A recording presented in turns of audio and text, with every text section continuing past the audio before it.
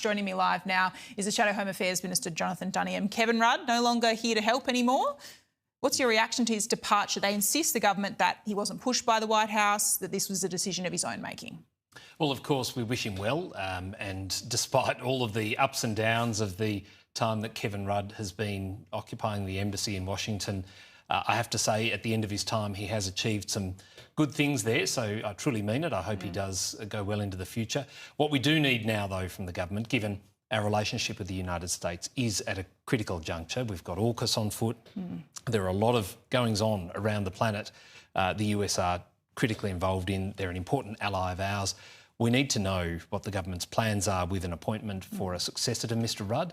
We need someone who can continue to build that relationship, who'll provide stability and be that great diplomat that we need, that can work across the divide and certainly act in Australia's interest. So much of the attention on Kevin Rudd's ambassadorship centred around his previous comments he'd made about Kevin Rudd.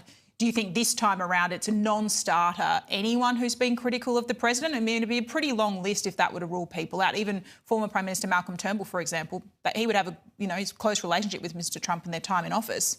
He hasn't been overall 100% positive of everything, has he? Indeed. Look, I think the government needs to take into account the need for us to have an uncomplicated relationship with the United States.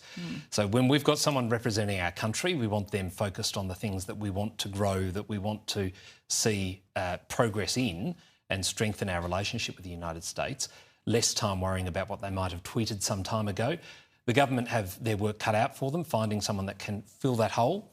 And so we just hope it is someone that has our interests at heart and can do the job well. Is it best fit, these sort of jobs, for a former Prime Minister? Scott Morrison's name was mentioned this morning to the Prime Minister at the press conference. Malcolm Turnbull's another one that springs to mind. Or is it better to have someone with, on-the-ground diplomatic experience? Well, I think that obviously former heads of government are a good choice in the sense that they know how to operate at a very high level in the political realm. It is a matter for government who they choose. The test, though, is someone that can advance Australia's cause and get the right outcomes for our nation at the highest level, that can open doors with senators and congressmen and women, the president themselves, and have access to the White House. I think it is important that we have someone with stature that can deliver for Australia, and the government do need to act quickly, though, because we do need that certainty moving forward. We'll see where that lands. Parliament's back here next Monday. I know you're here for the next couple of days scrutinising these crucial piece of legislation. The government's decided to put the two reforms together, gun changes and hate speech legislation. It's complicated law. It's going to be lots of pages. But it does present a difficult choice for the coalition here. The Nationals have concerns with the gun changes. They may not want to oppose the whole bill. How's this going to play out? Well, it is complex, as you say, and we literally haven't had the bill for 24 hours. It's nearly 150 pages of legislation itself, and then a further roughly 350 pages of explanatory memorandum. Try and read and understand all of that in a 24-hour period so that we can do what we need to, and that is get this right. Yes, the matters are urgent, but we do need to ensure that we get the balance right. In terms of winding the bills and all of the different provisions together, we've been very clear that we have had concerns about doing it this way. To have hate speech and hate law provisions in the same bill as reforms to national gun law, we think is rather incongruous. So we'll work through that and we'll see where we land. But I will add, we've not been a part of drafting this legislation. We did not see it and have had no input into it. The first we saw of it was last night, which means our work starts now.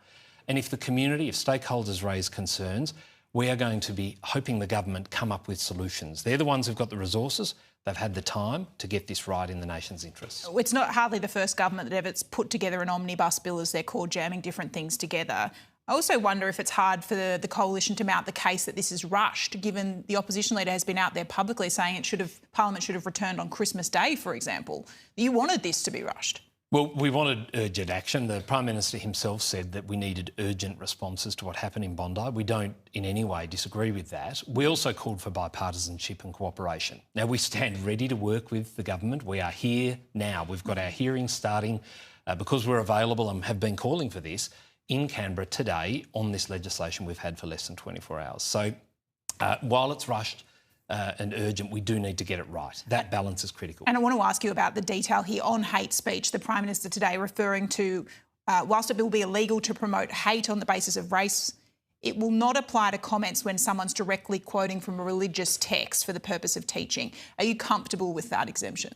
Well, that exemption does need scrutiny. Who does it apply to? In what situation? What are the exceptions? Are we seriously just going to say, we'll put this provision in and leave it for the courts to decide? Because that will be a lawyer's picnic, absolutely, and they'll do well out of it. So there are a range of concerns around that defence and how it applies and to whom it applies. It doesn't include religion as an attribute in terms of those offences. So there are a number of things we are concerned about there, a lot of definitional issues that we need to get into. Again, complicated legislation, a couple of days of hearings at the drop of a hat, and we are being cooperative, but the government have drafted this legislation. They have to get it right.